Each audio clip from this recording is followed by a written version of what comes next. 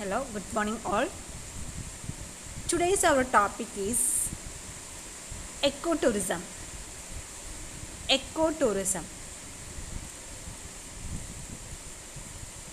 Ecotourism is a form of tourism that attempts to minimize its impact upon the environment. Ecotourism എന്ന് പറഞ്ഞു കഴിഞ്ഞാൽ it's A form of tourism. Tourists travel to natural environment without damaging it. അതായത് നമ്മൾ different forms of അല്ലെങ്കിൽ different environmental അല്ലെങ്കിൽ natural friendly ആയിട്ടുള്ള സ്ഥലങ്ങളിലോട്ട് travel ചെയ്യുമ്പോൾ നമ്മൾ കാരണം എൻവയോൺമെൻറ്റിന് യാതൊരുവിധ ഡാമേജോ അല്ലെങ്കിൽ ആ ഒരു എൻവയോൺമെൻറ്റിലുള്ള ജീവജാലങ്ങൾക്ക് യാതൊരു തരത്തിലുള്ള ഡിസ്റ്റർബിങ്ങോ ഉണ്ടാവാൻ പാടില്ല. ഓക്കെ, നമ്മൾ ഡിഫറെൻ്റ് ആയിട്ടുള്ള നാച്ചുറൽ ഏരിയാസിലേക്ക് ട്രാവൽ ചെയ്യുമ്പോൾ നമ്മൾ കാരണം ആ ഒരു എൻവയോൺമെൻറ്റിന് പ്രശ്നങ്ങളൊന്നും ഉണ്ടാവാതെ രീതിയിലുള്ള ആ ഒരു ടൂറിസത്തിനെയാണ് നമ്മൾ എക്കോ ടൂറിസം എന്ന് പറയുന്നത്. അപ്പം നമ്മൾ ഡിഫറെൻ്റ് ആയിട്ടുള്ള ഡെസ്റ്റിനേഷനിലേക്ക് ട്രാവൽ ചെയ്യുന്നു, അവിടെയുള്ള നാച്ചുറൽ എൻവയോൺമെൻറ്റിനെ നമ്മൾ എക്സ്പീരിയൻസ് ചെയ്യുന്നു, അത് നമ്മൾ എൻജോയ് ചെയ്യുന്നു. പക്ഷേ നമ്മൾ കാരണം ആ ഒരു എൻവയോൺമെൻറ്റിന് യാതൊരു തരത്തിലുള്ള ഡിസ്റ്റർബൻസ് ഉണ്ടാവാൻ പാടില്ല. അവിടെയുള്ള ജന്തുജീവജാലങ്ങൾക്ക് നമ്മൾ കാരണം ഒരു ബുദ്ധിമുട്ടുണ്ടാവാൻ പാടില്ല. അങ്ങനെ പ്രകൃതിയെ സംരക്ഷിച്ചുകൊണ്ട് പ്രകൃതിയിലേക്ക് നടത്തുന്ന ഒരു യാത്രയിനാണ് നമ്മൾ എന്ത് പറയുന്നത്, എക്കോ ടൂറിസം എന്ന് പറയുന്നത്. ഓക്കെ, അപ്പോൾ ഓരോ ടൂറിസ്റ്റും ഡിഫറെൻ്റ് ആയിട്ടുള്ള ഒരു എക്സ്പീരിയൻസിന് വേണ്ടിയിട്ടാണ് ഈ നാച്ചുറൽ എൻവയോൺമെൻറ്റിലോട്ട് ട്രാവൽ ചെയ്യുന്നത്. അതൊരു സീനിക് ഏരിയ ആവാം, അല്ലെങ്കിൽ നാച്ചുറൽ ഏരിയ ആവാം, അല്ലെങ്കിൽ അതൊരു ഫോറസ്റ്റ് ഏരിയ ആവാം, അല്ലെങ്കിൽ ഒരു കൺസർവേഷൻ ഏരിയ ആവാം. അങ്ങനെ ഡിഫറെൻറ്റ് ഫോംസ് ആയിട്ട് നമുക്ക് നാച്ചുറൽ ഏരിയാസ് ഉണ്ട്. അവിടേക്കുള്ള നമ്മുടെ ഒരു യാത്ര തന്നെയാണ് നമ്മൾ എക്കോ ടൂറിസം എന്ന് പറയുന്നത്. അപ്പോൾ നമ്മൾ എക്കോ ടൂറിസ്റ്റ് വഴി ആ ഒരു എൻവയോൺമെൻറ്റിനെ നമ്മൾ പ്രൊട്ടക്റ്റ് ചെയ്യാണ് ചെയ്യുന്നത്. അല്ലാതെ നമ്മൾ കാരണം ആ ഒരു എൻവയോൺമെൻറ്റിനെ ഒരു തരത്തിലുള്ള ബുദ്ധിമുട്ടുകളോ അല്ലെങ്കിൽ അവിടുത്തെ ജന്തുജീവജാലങ്ങൾക്ക് ഏതെങ്കിലും തരത്തിലുള്ള നാശനഷ്ടങ്ങളോ സംഭവിക്കാത്ത രീതിയിലുള്ള മാക്സിമം നമ്മുടെ എൻവയോൺമെൻറ്റിനെ സംരക്ഷിച്ചു കൊണ്ടുള്ള ഒരു കൈൻഡ് ഓഫ് ടൂറിസമാണ് എന്ത്, എക്കോ ടൂറിസം എന്ന് പറയുന്നത്. അപ്പോൾ ഈ എക്കോ ടൂറിസത്തിൻ്റെ ഡെഫിനിഷന് നമുക്കുണ്ട്. Eco tourism society defines responsible travel to natural areas which conserve the environment and improves the well-being of local people. അതായത് ഇപ്പോൾ ആ ഒരു എക്കോ ടൂറിസം ഡെസ്റ്റിനേഷനെ ചുറ്റിപ്പറ്റി ജീവിക്കുന്ന ആൾക്കാരനെയാണ് നമ്മൾ ലോക്കൽ പീപ്പിൾ എന്ന് പറയുന്നത്. ഒരു ഡെസ്റ്റിനേഷൻ്റെ ചുറ്റുവട്ടത്ത് താമസിക്കുന്ന ആൾക്കാരനെയാണ് നമ്മൾ ലോക്കൽ പീപ്പിൾ എന്ന് പറയുന്നത്. അവിടുത്തെ ലോക്കൽ പീപ്പിൾ ഈ പറയുന്ന ഡെസ്റ്റിനേഷനിൽ നിന്ന് കിട്ടുന്ന വരുമാനം കൊണ്ടായിരിക്കും ജീവിക്കുന്നുണ്ടാവുക. കാരണം നമ്മൾ ഇതേപോലെ തന്നെ ഓരോ നാച്ചുറൽ ഏരിയാസിലോട്ട് പോകും തോറും, അതിലിപ്പോൾ നമ്മൾ അതിരപ്പള്ളി എന്നുള്ള ഒരു വാട്ടർഫോൾ വിസിറ്റ് ചെയ്യുകയാണെങ്കിൽ അത് എന്ന് പറയുന്നത് ഒരു നാച്ചുറൽ അട്രാക്ഷനാണ്. അതിൻ്റെ അടുത്ത് തന്നെ നമുക്ക് ഒരുപാട് സെക്യൂരിറ്റി ജീവനക്കാരെയും ലൈഫ് ഗാർഡുകളെയും അതുപോലെ തന്നെ അതിൻ്റെ ചുറ്റും കുഞ്ഞു കുഞ്ഞു ഷോപ്പ് നടത്തുന്ന ആൾക്കാരെയൊക്കെ നമ്മൾ കാണാറുണ്ട്. അപ്പോൾ ഈ ഒരു പർട്ടിക്കുലർ ഡെസ്റ്റിനേഷനിൽ വരുന്ന ആ ഒരു ടൂറിസ്റ്റിൻ്റെ സ്പെൻഡിങ്സ് ആണ് അവരുടെയൊക്കെ ഇൻകം ആയിട്ട് വരുന്നത്. ഓക്കെ, അപ്പോൾ ഓരോ ഡെസ്റ്റിനേഷനും അതിനെ ചുറ്റിപ്പറ്റി ജീവിക്കുന്ന ആൾക്കാരനെയൊക്കെയാണ് നമ്മൾ ലോക്കൽ പീപ്പിൾ എന്ന് പറയുന്നത്. അപ്പോൾ അങ്ങനെ നമ്മൾ ഓരോ അട്രാക്ഷനെയും നമ്മൾ പ്രൊട്ടക്റ്റ് ചെയ്യുന്നു, അവിടുത്തെ ജന്തുജീവജാലങ്ങളെ നമ്മൾ പ്രൊട്ടക്റ്റ് ചെയ്യുന്നു, ഒപ്പം തന്നെ അവിടുത്തെ ലോക്കൽ പീപ്പിളിന് ഈ ഒരു ടൂറിസം വഴി ഇൻകം ലഭിക്കുന്നു. അങ്ങനെയുള്ള ഒരു കൈൻഡ് ഓഫ് ടൂറിസമാണ് എന്തെന്ന് പറയുന്നത്, നമ്മുടെ എക്കോ ടൂറിസം എന്ന് പറയുന്നത്. അപ്പോൾ travel to natural areas without disturbing the environment and flora and fauna. Flora and fauna എന്ന് പറഞ്ഞാൽ എന്താണ്, ജന്തുജീവജാലങ്ങൾ എന്ന് പറയും. അതായത് സസ്യങ്ങളും ബാക്കിയുള്ള ജീവികളും എല്ലാം ചേർന്ന് വരുമ്പോഴാണ് ഫ്ലോറ ആൻഡ് ഫോണ എന്ന് പറയുന്നത്.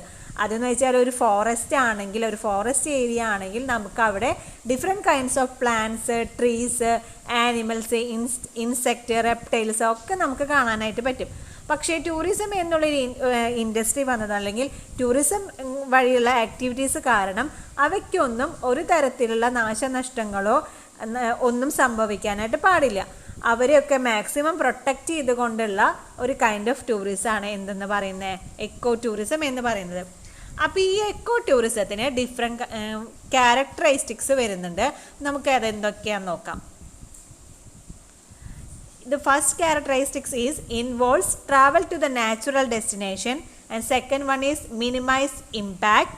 The third one is builds environmental awareness, and the fourth one is provides direct financial benefits for conservation, and the fifth one is provides financial benefits and empowerment for local people, and sixth one is respect local culture, and the last one is supports human rights and democratic movements. അപ്പോൾ നമ്മുടെ echo ടൂറിസത്തിന് different characteristics ആണ് ഈ പറഞ്ഞവയെല്ലാം. അതായത് eco tourism എന്ന് പറയുന്നത് it is based on natural destination. ഏതെങ്കിലും natural ഡെസ്റ്റിനേഷനാണ് ഈ എക്കോ ടൂറിസം സെൻ്ററായിട്ട് വരുന്നത്. അത് നമ്മുടെ സീനിക് ഏരിയാസ് ആവാം, മൗണ്ടെയിൻസ് ആവാം, ഹിൽ സ്റ്റേഷൻസ് ആവാം, ലേക്സ് ആവാം, വാട്ടർഫോൾസ് ആവാം, ബീച്ചസ് ആവാം. അങ്ങനെ നാച്ചുറൽ ആയിട്ടുള്ള അല്ലെങ്കിൽ നാച്ചുറൽ ആയിട്ടുള്ള ഒരു ഡെസ്റ്റിനേഷനാണ് നമ്മൾ എക്കോ ടൂറിസം ഡെസ്റ്റിനേഷനായിട്ട് ചൂസ് ചെയ്യുന്നത്. അപ്പോൾ ഈ എക്കോ ടൂറിസം ഡെസ്റ്റിനേഷനിൽ ടൂറിസം വഴി കുറേ ഇമ്പാക്റ്റുകൾ ഉണ്ടാവുന്നുണ്ട്. പോസിറ്റീവ്സ് ആയിട്ടുള്ളതും നെഗറ്റീവ് ആയിട്ടുള്ളതും ഉണ്ടാവുന്നുണ്ട്. അപ്പോൾ ഈ നെഗറ്റീവ് ഇമ്പാക്ട്സിനെ മാക്സിമം റെഡ്യൂസ് ചെയ്തുകൊണ്ട് പോസിറ്റീവ് ഇമ്പാക്ട്സ് ഇംപ്രൂവ്മെൻറ്റ് ചെയ്തുകൊണ്ടുള്ള ഒരു കൈൻഡ് ഓഫ് ടൂറിസമാണ് നമ്മൾക്ക് ആവശ്യമുള്ളത്. അപ്പോൾ ഈ ടൂറിസം വഴി നമ്മൾ പല ഡെസ്റ്റിനേഷൻസിനെയും നമ്മൾ പ്ലാസ്റ്റിക് ഫ്രീ സോണുകളാക്കിയിട്ട് മാറ്റിയിട്ടുണ്ട്. പ്ലാസ്റ്റിക് ഫ്രീ സോണുകളാക്കി മാറ്റുക എന്ന് വെച്ച് കഴിഞ്ഞാൽ ആ ഒരു ഡെസ്റ്റിനേഷൻ്റെ അകത്ത് നമുക്ക് പ്ലാസ്റ്റിക് അലൗഡ് അല്ല, നമുക്ക് കൊണ്ടുപോകാനായിട്ട് പറ്റില്ല. ഇപ്പം നമ്മൾ വയനാട് നമ്മൾ എടക്കൽ കേവ്സിൻ്റെ അകത്തോട്ട് പോവുകയാണെങ്കിൽ നമുക്ക് വാട്ടർ ബോട്ടിൽ നമ്മൾ വെള്ളം കുപ്പിയൊക്കെ കൊണ്ടുപോകാറുണ്ട്. അത് പ്ലാസ്റ്റിക് കുപ്പിയാണെങ്കിൽ അവരത് അതിൻ്റെ അകത്തോട്ട് പെർമിറ്റ് ചെയ്യില്ല. അതേപോലെ തന്നെ പ്ലാസ്റ്റിക് കവറുകളോ ഒന്നും അതിൻ്റെ അകത്തോട്ട് നമുക്ക് കൊണ്ടുപോകാനായിട്ട് പറ്റില്ല. നമ്മൾ അവിടേക്ക് എൻട്രി ചെയ്യുന്നതിന് മുമ്പ് തന്നെ അവിടെ ഒരു ഗേറ്റ് ഉണ്ട്. അവിടെ നമ്മുടെ കയ്യിലുള്ള വെള്ളം കുപ്പി കാര്യങ്ങളൊക്കെ ഏൽപ്പിച്ച് കൊടുത്താലാണ് നമ്മൾ അകത്തോട്ട് അവരെ കടത്തി വിടുള്ളൂ. ഓക്കെ. അതുപോലെ തന്നെ പറമ്പിക്കുളമായാലും പറമ്പിക്കുളത്തും ഇതേപോലെ തന്നെ പ്ലാസ്റ്റിക് ഒന്നും അലൗഡ് അല്ല. അവിടെ ഇതേപോലെ തന്നെ അവർ കലം അല്ലെങ്കിൽ കൂജയിലൊക്കെയാണ് നമുക്ക് വെള്ളം ഉള്ളിലോട്ട് കൊണ്ടുപോകാനൊക്കെ ആയിട്ട് സമ്മതിക്കുള്ളൂ. കാരണം ഇങ്ങനെ നമ്മൾ പ്ലാസ്റ്റിക് അല്ലെങ്കിൽ പ്ലാസ്റ്റിക് കവറുകളോ എന്തെങ്കിലും സ്നാക്സ് കാര്യങ്ങളൊക്കെ കൊണ്ടുപോയിട്ടുണ്ടെങ്കിൽ അതിൻ്റെ അകത്തൊക്കെ ഇരുന്ന് കഴിച്ച് നമ്മൾ ഈ പ്ലാസ്റ്റിക് കവറുകളും പ്ലാസ്റ്റിക് ബോട്ടിൽസൊക്കെ അവിടെ ഇവിടെയൊക്കെ വലിച്ചെറിയും. അതിന് എന്തെങ്കിലും വേസ്റ്റ് ബാസ്ക്കറ്റ് വെച്ചിട്ടുണ്ടെങ്കിൽ കൂടി അതിൻ്റെ അകത്തോട്ട് അത് കളയാനുള്ള മനസ്സ് പല ആൾക്കാർക്കും ഉണ്ടാവാറില്ല. അപ്പോൾ ഇങ്ങനെ നമ്മൾ വലിച്ചെറിയുന്ന പ്ലാസ്റ്റിക് കവറുകളിൽ നിന്നും പ്ലാസ്റ്റിക് കുപ്പികളൊക്കെ മണ്ണിൽ കിടക്കും. അതിൻ്റെ അകത്തോട്ട് മണ്ണിൽ അത് കിടന്ന് അത് മണ്ണിൽ ചേരാതെ അങ്ങനെ കിടക്കും. പിന്നെ അപ്പോൾ മഴവെള്ളം മണ്ണിലോട്ട് ഇറങ്ങാത്തൊരവസ്ഥ വരും. അല്ലെങ്കിൽ ഈ ഫോറസ്റ്റ് ഏരിയാസിലൊക്കെ ഉള്ള ഈ ആനിമൽസൊക്കെ വന്നിട്ട് അതൊക്കെ കഴിക്കാനുള്ള ചാൻസ് ഉണ്ട്. അങ്ങനെ ഇത് അവരുടെ ശരീരത്തിൻ്റെ അകത്ത് കുടുങ്ങി അവർക്ക് മരണം വരെ സംഭവിക്കാനൊക്കെ അങ്ങനെ പല പല ചാൻസുകളും ഈ പ്ലാസ്റ്റിക് കൊണ്ട് പറ്റുന്നുണ്ട്. അപ്പോൾ അതുകൊണ്ട് തന്നെ നമ്മൾ പല ഡെസ്റ്റിനേഷൻസും ഇപ്പോൾ പ്ലാസ്റ്റിക് ഫ്രീ സോണുകളാക്കി മാറ്റിയിരിക്കുകയാണ്. അതേപോലെ തന്നെ പല ഡെസ്റ്റിനേഷൻ്റെ അകത്തേറ്റും നമുക്ക് ബാറ്ററി പവേർഡ് ആയിട്ടുള്ള വെഹിക്കിളാണ് കൊണ്ടുപോകുന്നത്. ഇപ്പോൾ തെന്മല എക്കോ ടൂറിസം സൊസൈറ്റിയുടെ തെന്മല എക്കോ ടൂറിസം ആ ഒരു ഡെസ്റ്റിനേഷൻ എടുത്തു കഴിഞ്ഞാൽ അതിൻ്റെ 6 ഡെസ്റ്റിനേഷൻ്റെ അകത്ത് ബാറ്ററി പവേർഡ് വെഹിക്കിളാണ് അവർ യൂസ് ചെയ്യുന്നത്. വേണം നമുക്ക് അതിൻ്റെ അകത്ത് എന്താ പറയുക ചുറ്റി കറങ്ങി വരാനായിട്ട്. അതല്ലാതെ ഡീസലോ അല്ലെങ്കിൽ പെട്രോളൊക്കെ വെച്ചിട്ട് നമ്മൾ വണ്ടികൾ അതിൻ്റെ അകത്ത് കൊണ്ടുപോകുമ്പോൾ അതിൽ നിന്നുള്ള പൊല്യൂഷൻ വായു മലിനീകരണത്തിനൊക്കെ ഉള്ള ചാൻസസ് കൂടുതലാണ്. അപ്പോൾ അത് ഇല്ലാതിരിക്കാൻ വേണ്ടിയിട്ടാണ് ബാറ്ററി പവേർഡ് ആയിട്ടുള്ള വെഹിക്കിൾ യൂസ് ചെയ്തിട്ട് നമ്മൾ അതിൻ്റെ അകത്ത് ട്രാവൽ ചെയ്യുന്നത്. അതുപോലെ തന്നെ നമ്മളിപ്പോൾ താജ്മഹലിലൊക്കെ പോവുകയാണെങ്കിൽ താജ്മഹലിൻ്റെ അടുത്ത് ഇതേപോലെ തന്നെ പല പൊല്യൂഷൻസും വരുന്നത്. കാരണം അവിടെ ഒരുപാട് ഫാക്ടറികളുണ്ട്. അതുപോലെ തന്നെ ഈ വണ്ടികളിൽ നിന്നുള്ള പുകയൊക്കെ കാരണം ഈ വൈറ്റ് മാർബിളിന് ഒരു എന്താ പറയുക അതിൻ്റെ നിറം മങ്ങി വരിക എന്നാണ് പറയുന്നത്. അപ്പോൾ അതുകൊണ്ട് തന്നെ നമ്മൾ താജ്മഹലിൻ്റെ അടുത്തോട്ട് നമ്മൾക്ക് പോകണമെങ്കിൽ ആ ഒരു ഗേറ്റ് വരെ നമുക്ക് ഈ ബാറ്ററി പവേർഡ് വണ്ടികളിലാണ് നമ്മളെ അവിടേക്ക് എത്തിക്കുന്നത്. അല്ലാതെ നമ്മൾ പോകുന്ന പെട്രോളോ അല്ലെങ്കിൽ ഡീസലോ ഒക്കെ അടിച്ചിട്ടുള്ള വണ്ടികൾ ദൂരെ ഒരു പാർക്കിംഗ് ഗ്രൗണ്ടിൽ നിർത്തിയതിന് ശേഷം അവിടെ അവൈലബിൾ ആയിട്ടുള്ള ബാറ്ററി വെഹിക്കിളിൽ വേണം നമ്മൾ താജ്മഹലിലെ ഗേറ്റ് വരെ പോകാനായിട്ട്. അപ്പോൾ അങ്ങനെ വരുമ്പോൾ ഈ വണ്ടികളിൽ നിന്നുള്ള ആ ഒരു പുക കാരണമുള്ള താജ്മഹലിൻ്റെ ആ ഒരു വൈറ്റ് മാർബിളിൻ്റെ ആ ഒരു ഭംഗി നഷ്ടപ്പെടുത്തുന്നത് ഒഴിവാക്കാൻ വേണ്ടിയിട്ടാണ് ഇങ്ങനത്തെ കാര്യങ്ങൾ ചെയ്യുന്നത്. അപ്പോൾ ഇങ്ങനെ താജ്മഹൽ എന്ന് പറയുന്ന ഒരു എക്കോ ടൂറിസം ഡെസ്റ്റിനേഷൻ അല്ല കേട്ടോ, പക്ഷേ ഞാനൊരു എക്സാമ്പിളായിട്ട് ഇവിടെ പറഞ്ഞു എന്ന് മാത്രം. അപ്പോൾ അങ്ങനെ പല ഡെസ്റ്റിനേഷനിലും ഇപ്പോൾ പ്ലാസ്റ്റിക് ഫ്രീ സോണുകളായി, അതിൻ്റെ അകത്തൊക്കെ ബാറ്ററി പ്രൊവൈഡ് വെഹിക്കിൾ യൂസ് ചെയ്യാനായിട്ട് തുടങ്ങി. അപ്പോൾ അങ്ങനെയുള്ള ഇതൊക്കെയാണെങ്കിൽ നമുക്ക് എൻവയോൺമെൻറ്റൽ ഫ്രണ്ട്ലി ആണ്. അപ്പോൾ അങ്ങനെ എൻവയോൺമെൻറ്റ് ഫ്രണ്ട്ലി ആയിട്ടുള്ള പ്രാക്ടീസസാണ് എല്ലായിടത്തും കൊണ്ടുവന്നു കഴിഞ്ഞ് കഴിഞ്ഞാൽ നമുക്ക് എൻവയോൺമെൻറ്റിൽ ഉണ്ടാവുന്ന പല നെഗറ്റീവ് ഇമ്പാക്റ്റുകളും നമുക്ക് റെഡ്യൂസ് ചെയ്തിട്ട് അവിടുത്തെ പോസിറ്റീവ് ഇമ്പാക്റ്റുകൾ നമുക്ക് എന്താ പറയുക ഇമ്പ്രൂവ് ചെയ്യാനായിട്ട് പറ്റും. ഓക്കെ, അതുപോലെ തന്നെ നമ്മൾ ഓരോ ഡെസ്റ്റിനേഷനിൽ ചെല്ലുമ്പോഴും നമ്മൾ ആ ഒരു ഡെസ്റ്റിനേഷനെ കുറിച്ചിട്ടുള്ള ഒരു അവെയർനെസ് നമ്മൾ ടൂറിസ്റ്റിന് കൊടുക്കേണ്ടതാണ്. ഈ ഒരു ഡെസ്റ്റിനേഷൻ ഇന്നതാണ്, എന്താണ് ഇവിടുത്തെ ഇമ്പോർട്ടൻസ്, ഇവിടെ ഇന്ന കാര്യങ്ങളാണ് നമുക്ക് ചെയ്യാൻ പാടുള്ളത്, ഇന്ന കാര്യങ്ങൾ ചെയ്യാൻ പാടില്ല. അപ്പോൾ അങ്ങനെയുള്ള ഡൂസ് ആൻഡ് ഡോൺസ് ഓരോ ഡെസ്റ്റിനേഷനിലും ടൂറിസ്റ്റ് ചെയ്യേണ്ടതായിട്ടുള്ള ഡൂസ് ആൻഡ് ഡോൺസിനെ കുറിച്ചിട്ടുള്ള ഒരു അവെയർനെസ്. അതേപോലെ തന്നെ നമുക്ക് അവിടെ നിന്ന് ആ ഒരു ഡെസ്റ്റിനേഷനിൽ കിട്ടുന്ന ഇൻകം ഉണ്ടല്ലോ. പല ഡെസ്റ്റിനേഷനിൽ ചിലപ്പോൾ എൻട്രി ഫീ കാണും കയറാനായിട്ട്, ചില സ്ഥലത്ത് എൻട്രി ഫീ ഉണ്ടാവില്ല. അപ്പോൾ എൻട്രി ഫീ എന്ന് പറയുന്നതാണ് ആ ഒരു ഡെസ്റ്റിനേഷനെ സംബന്ധിച്ച് അവിടെ കിട്ടുന്ന ഇൻകം. ആ ഇൻകം നമ്മൾ അവിടുത്തെ തന്നെ കൺസർവേഷനും മെയിൻ്റനൻസിനൊക്കെ വേണ്ടിയിട്ട് യൂസ് ചെയ്യുകയാണെങ്കിൽ അത് വളരെ യൂസ്ഫുൾ ആയിട്ടുള്ളൊരു കാര്യമാണ് അല്ലേ. എൻട്രി ഫീ നിന്ന് കിട്ടുന്ന ആ ഒരു എമൗണ്ട് നമുക്ക് ആ ഒരു ഡെസ്റ്റിനേഷൻ്റെ കൺസർവേഷനോ മെയിൻ്റനൻസിനൊക്കെ വേണ്ടിയിട്ട് യൂസ് ചെയ്യുകയാണെങ്കിൽ നമുക്ക് മറ്റൊരു ഫണ്ടിന് വേണ്ടി വെയിറ്റ് ചെയ്യേണ്ട ആവശ്യമില്ല. അപ്പം നമ്മൾ തന്നെ അതിൻ്റെ കാര്യങ്ങളൊക്കെ നമുക്ക് ചെയ്യാനായിട്ട് പറ്റും.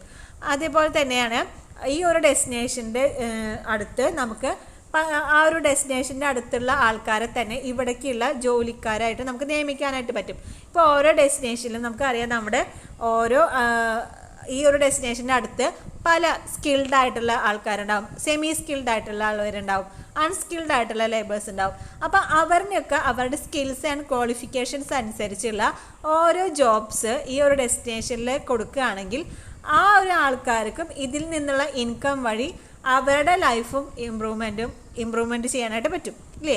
പല ട്രഡീഷണൽ ആയിട്ടുള്ള ജോബ് ചെയ്യുന്ന ആൾക്കാർക്കൊക്കെ ഇതേപോലെയുള്ള ഓരോ ജോബുകൾ ഈ ഒരു ഡെസ്റ്റിനേഷനിൽ കൊടുക്കുകയാണെങ്കിൽ അവരുടെ ഒരു സ്റ്റാൻഡേർഡ് ഓഫ് ലിവിങ് ഇമ്പ്രൂവ് ചെയ്യാനായിട്ട് അത് ഉപകരിക്കും. അപ്പം ഓരോരുത്തർക്ക് മാനേജറിയൽ സ്കിൽസ് ഉള്ളവരുടെ അതിൻ്റേതായിട്ടുള്ള പോസ്റ്റിലേക്ക് കൊടുക്കാം. ഇല്ലെങ്കിൽ അൺസ്കിൽഡ് ആയിട്ടുള്ള ലേബേഴ്സിനെ നമുക്ക് ഹൗസ് കീപ്പിംഗ് ഡിപ്പാർട്ട്മെൻറ്റ് അല്ലെങ്കിൽ ക്ലയൻറ്റിനെസ് ഡിപ്പാർട്ട്മെൻറ്റിൽ അപ്പോയിൻറ്റ് ചെയ്യാനായിട്ട് പറ്റും. അല്ലെങ്കിൽ അതിന് ചുറ്റും എന്തെങ്കിലും ചെറിയ ചെറിയ ഷോപ്പുകളൊക്കെ ഇട്ടിട്ട് അങ്ങനെ ജീവിതമാർഗം കണ്ടെത്തുന്ന ആൾക്കാരുണ്ട്. അപ്പോൾ ഓരോ സ്ഥലത്ത് ഒരു ഡെസ്റ്റിനേഷൻ വളർന്നു വരികയാണെങ്കിൽ അവിടെയുള്ള ലോക്കൽ പീപ്പിളിനും അതിൻ്റെ ഒരു ബെനിഫിറ്റ് കിട്ടുന്നുണ്ട്, അവർക്കും അതിൽ നിന്ന് ഇൻകം കിട്ടുന്നുണ്ട്, അവർക്കും അവരുടെ സ്റ്റാൻഡേർഡ് ഓഫ് ലിവിങ് ഇമ്പ്രൂവ് ചെയ്യാനായിട്ട് പറ്റുന്നുണ്ട്. അപ്പോൾ അങ്ങനെയുള്ള പല കാര്യങ്ങളും. അതേപോലെ തന്നെ ഓരോ സ്ഥലത്ത് ചെല്ലുമ്പോഴും അവിടുത്തെ കൾച്ചർ ഡിഫറെൻ്റ് ആയിരിക്കും.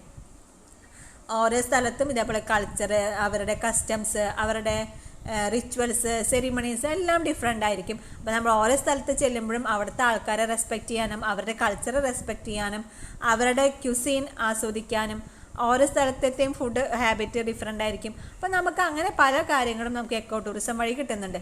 പല സ്ഥലത്തുള്ള റിച്വൽസ് അല്ലെങ്കിൽ സെറിമണീസ് അവരുടെ കാര്യങ്ങളൊക്കെ കാണാനും എക്സ്പീരിയൻസ് ചെയ്യാനും അതിനെക്കുറിച്ച് മനസ്സിലാക്കാനും പഠിക്കാനും അവരുടേതായിട്ടുള്ള കാര്യങ്ങളിൽ നമുക്ക് ഏർപ്പെടാനും അങ്ങനെ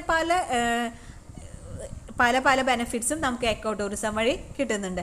അപ്പോൾ നമ്മൾ ഓരോ സ്ഥലത്ത് ചെല്ലുമ്പോഴും അവിടുത്തെ എൻവയോൺമെൻറ്റിൽ ഫ്രണ്ട്ലി ആയിട്ടുള്ള കാര്യങ്ങൾ പ്രാക്ടീസ് ചെയ്യാനും അവിടുത്തെ ലോക്കൽ പീപ്പിളിനെ റെസ്പെക്റ്റ് ചെയ്യാനും അവിടുത്തെ ലോക്കൽ കൾച്ചറിനെ റെസ്പെക്റ്റ് ചെയ്യാനും അതേപോലെ തന്നെ എൻവയോൺമെൻറ്റിൽ നമ്മൾ കാരണമുണ്ടാകുന്ന എല്ലാ നെഗറ്റീവ് ഇമ്പാക്ട്സ് റെഡ്യൂസ് ചെയ്യാനും പോസിറ്റീവ് ഇമ്പാക്റ്റുകൾ മാക്സിമം ഇമ്പ്രൂവ് ചെയ്യാനും ഒക്കെ വേണ്ടിയിട്ടുള്ള പ്രാക്ടീസസാണ് നമുക്ക് എക്കോ ടൂറിസം വഴി കിട്ടുന്നത്. ഇനി നമുക്ക് എക്കോ ടൂറിസത്തിൻ്റെ ഫങ്ഷൻസ് എന്താണെന്നൊക്കെ നോക്കാം. എക്കോ ടൂറിസത്തിൻ്റെ ഫങ്ഷൻസ് ആയിട്ട് പറയുന്നത് protection of natural areas and education, generation of money, quality of tourism and local participation. ഇത്രയാണ് ഫങ്ഷൻസ് ഓഫ് എക്കോ ടൂറിസം ആയിട്ട് പറയുന്നത്. അതായത് ഈ ഒരു എക്കോ ടൂറിസം വളരുന്നത് വഴി ആ ഓരോ പർട്ടിക്കുലർ നാച്ചുറൽ ഡെസ്റ്റിനേഷനും പ്രൊട്ടക്റ്റ് ചെയ്യാണ് നമ്മൾ ചെയ്യുന്നത്. ഓരോ നാച്ചുറൽ ഡെസ്റ്റിനേഷനും അതിൻ്റേതായ രീതിയിൽ പ്രൊട്ടക്റ്റ് ചെയ്യാനും കൺസർവ് ചെയ്യാനും മെയിൻറ്റെയിൻ ചെയ്യാനും ഒക്കെ എക്കോ ടൂറിസം വഴി നമുക്ക് പറ്റുന്നുണ്ട്. അതുപോലെ തന്നെ അവിടുത്തെ ലോക്കൽ പീപ്പിളിനും അതേപോലെ തന്നെ അതിൻ്റേതായിട്ടുള്ള ജോലിക്കാർക്കും ആ ഒരു ആ ഒരു ഡെസ്റ്റിനേഷനെ കുറിച്ചിട്ടുള്ള കൂടുതൽ അവയർനെസ് കിട്ടാനും ഡെസ്റ്റിനേഷനെ കുറിച്ച് കൂടുതൽ പഠിക്കാനും അവിടേക്ക് വിസിറ്റ് ചെയ്യുന്ന ആ ഒരു ടൂറിസ്റ്റിന് അതിനെക്കുറിച്ചൊക്കെ പറഞ്ഞു കൊടുക്കാനും ഒക്കെ അവർക്ക് സാധിക്കുന്നുണ്ട്. അതുപോലെ തന്നെ ഒരു ഡെസ്റ്റിനേഷൻ വളരുമ്പോൾ അവിടെ ഒരുപാട് ടൂറിസ്റ്റ് വിസിറ്റ് ചെയ്യുന്നു, അവരുടെ മണി അവിടെ സ്പെൻഡ് ചെയ്യുന്നു. അപ്പോൾ ആ ഒരു ഡെസ്റ്റിനേഷനെ സംബന്ധിച്ച് അവർക്ക് ഒരുപാട് മണി ഏൺ ചെയ്യാനായിട്ടാണ് പറ്റുന്നത്.